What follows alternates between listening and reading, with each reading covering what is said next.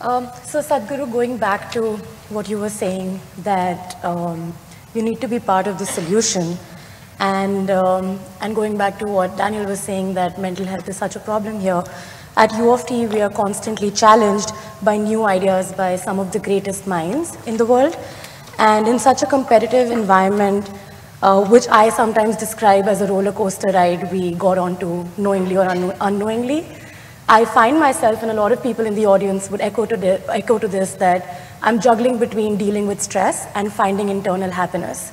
I want to understand, how do you live in the moment? How do I cherish my victories or my failures before I move on to the next task in life? That's many questions in one. That's a very typical Indian question.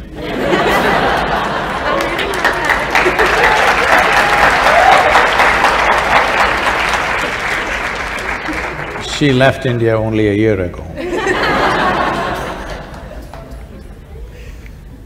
So, to address the basic aspect of your question, which is how do you live in the moment? I'm asking you, please live somewhere else and show me for 1 month. Can you? Can you live somewhere else? Then why such a question? But you're mentally somewhere else, even if you're… No, mentally you're not somewhere else. You're here and thinking about something. So, you need to understand this. It took millions of years of evolution to get you to this level of cerebral activity.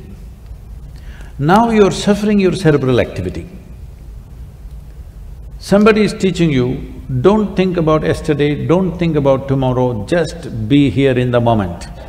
What they're telling you is, rewind the evolutionary process, become like an earthworm. Yes, of course, an earthworm is eco-friendly creature, which human beings are not, unfortunately. But it took millions of years of evolutionary work. I want you to just imagine, from a single-celled amoeba to you, the most complex creature on this planet, take an enormous amount of work, isn't it? You think it was all wrong? Hello? You think it was all wrong? So the problem is just this. You have a very sophisticated machine in the form of human mechanism. The simple question is, have you read the user's manual?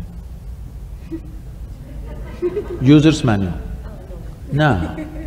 How is that? When will you read it? When you're 80 years of age? I know it's a long way for you, but when will you read it? You must make up your mind. See, suppose you buy a phone, do you want to read the user's manual within the first 3 days after you bought it, or after 3 years when you're discarding the phone? When you want to read it? In the very beginning, at the earliest possible time, isn't it? So right now, the problem is just this. This is a very sophisticated machine. You have made no effort to know this. Without knowing this, you want to live in this and drive through the world in this, so it's a disaster, all right? You want to know everything about the universe, you don't want to know anything about this, so you're paying the price. You know where galaxy number 64 is, but you don't know where the hell you are, you're asking, how can I be in the moment?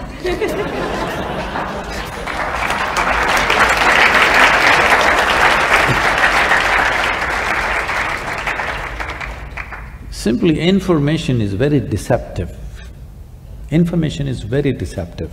You have information about that galaxy, this galaxy, you think you know it. No, we don't know it, we just read it in the book, all right? But this is reality, existentially you're true, isn't it? Humans know everything about this because this is you. You don't know that galaxy, that's another matter. If you wish, you can know. But you must know this because everything that you experience through this, isn't it? Do you see me right now? Where? Right here.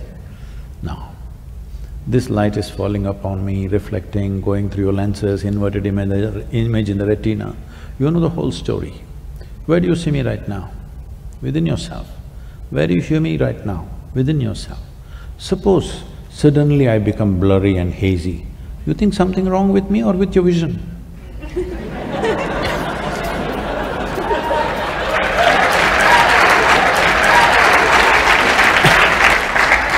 So, right now, this is all the problem with the world.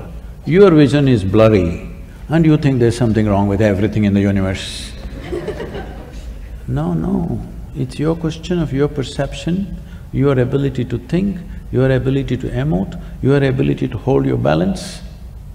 This is yours. This is not the world's business. Hello? This is not the world's business. Somebody freaks there, you freak within yourself. Whose business is it?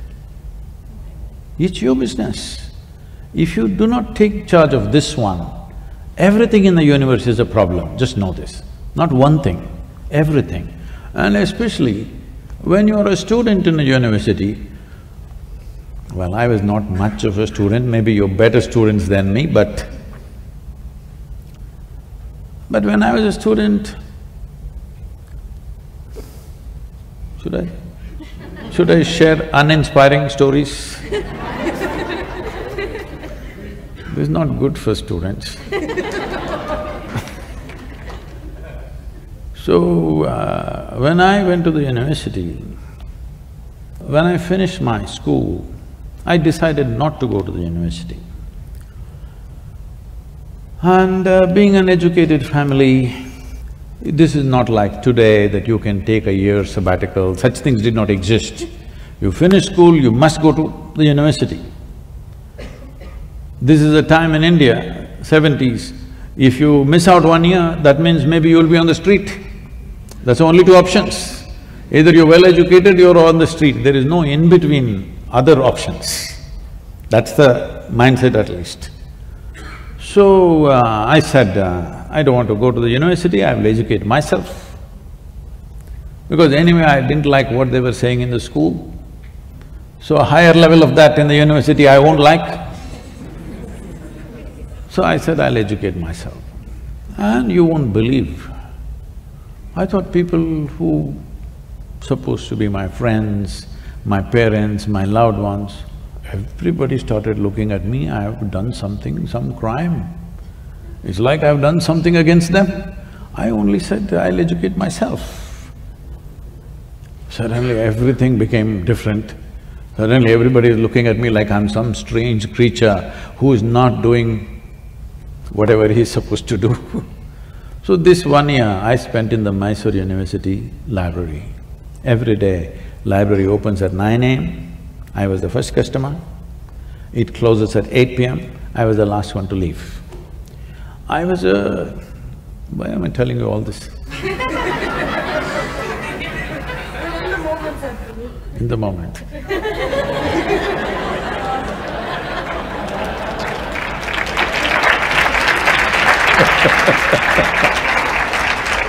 So, I know these days this generation can't eat a full stomach, but I would normally eat 2 times of what anybody eats. But I never put on weight, there was so much activity. Every day I'm cycling 40–50 kilometers, I'm swimming, I'm climbing trees, I'm doing things. Whatever I eat, I'm always hungry. So I'm a big eater. This 1 year, you won't understand this unless you know how voracious I was.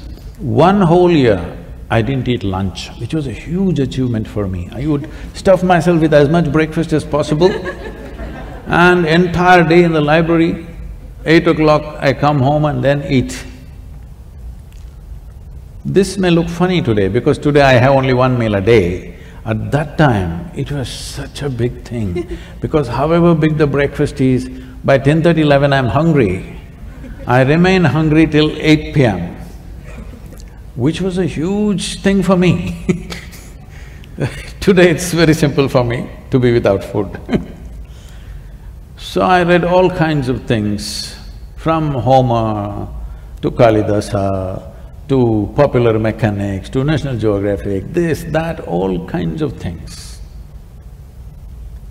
Nothing in particular, simply literature, philosophy, geography. Geography always fascinated me, so a lot about the world and the planet.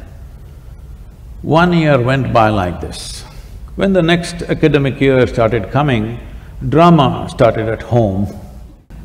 You know, initially your father tries to put his pressure, it doesn't work. And then the final armor is, mother, tears will come. Then you don't know what to do, you have no weapons against that one. So I said, okay, I will join the college, but only if it's English literature. They said, what will you do reading poetry? What will you do?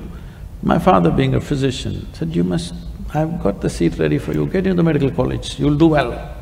I said, no, doctor, no. Then he says, okay, do engineering.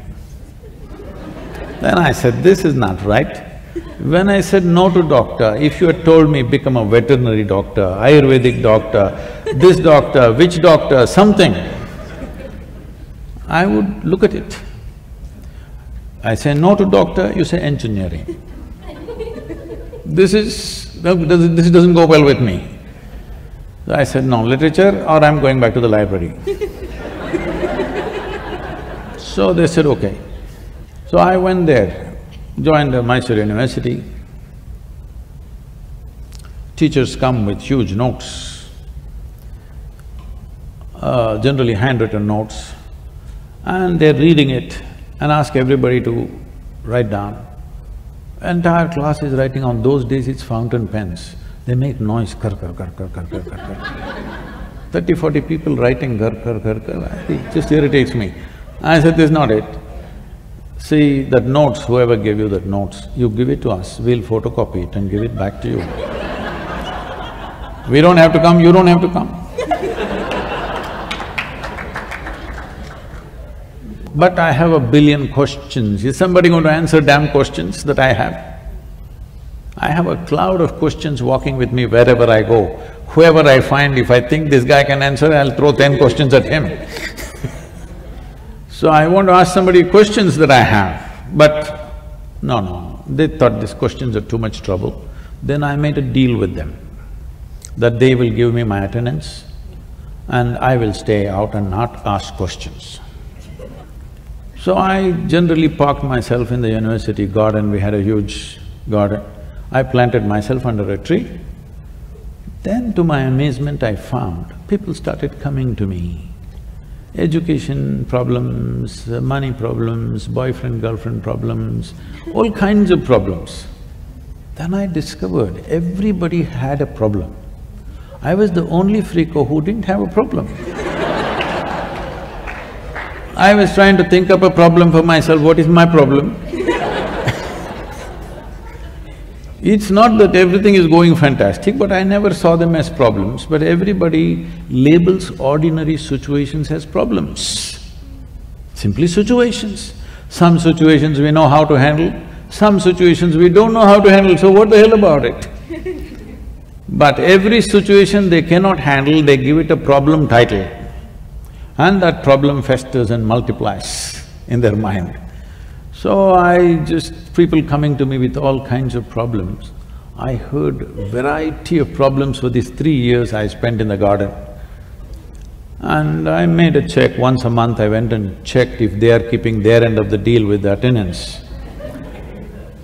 So why I'm saying this to you is, we are making a problem out of everything. See, never before, materially, physically, life has been as good as it's today. Hello? But this generation has become the most whining generation ever on the planet.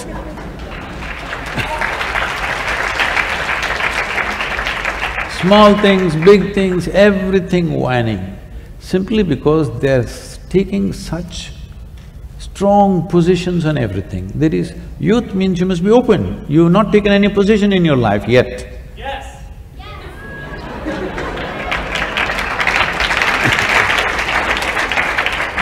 The best thing about youth, being youthful is, you're not too conceited, you've not taken a position, you don't belong to this or that, you're open. That is the best part of being youthful. But today I see people have taken strong positions about everything in the world. Once you take such positions, you will naturally create huge problems in your mind. What for are you taking such positions? This is a time to explore, this is a time to learn. This is a time to come to a broader level of understanding and perception. This is not a time to take positions. I'm this or that. They've even… by the time they're 18, they belong to some political party. It should not be so. Till you get out and find your way in the world, till then you must just soak up as much life as possible.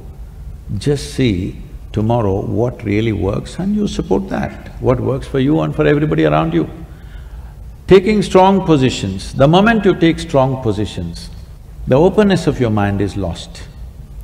Once your mind is not open, suffering is inevitable. How else it'll be?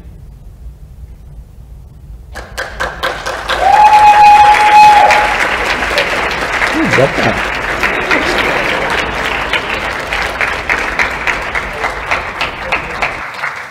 Thank you very much.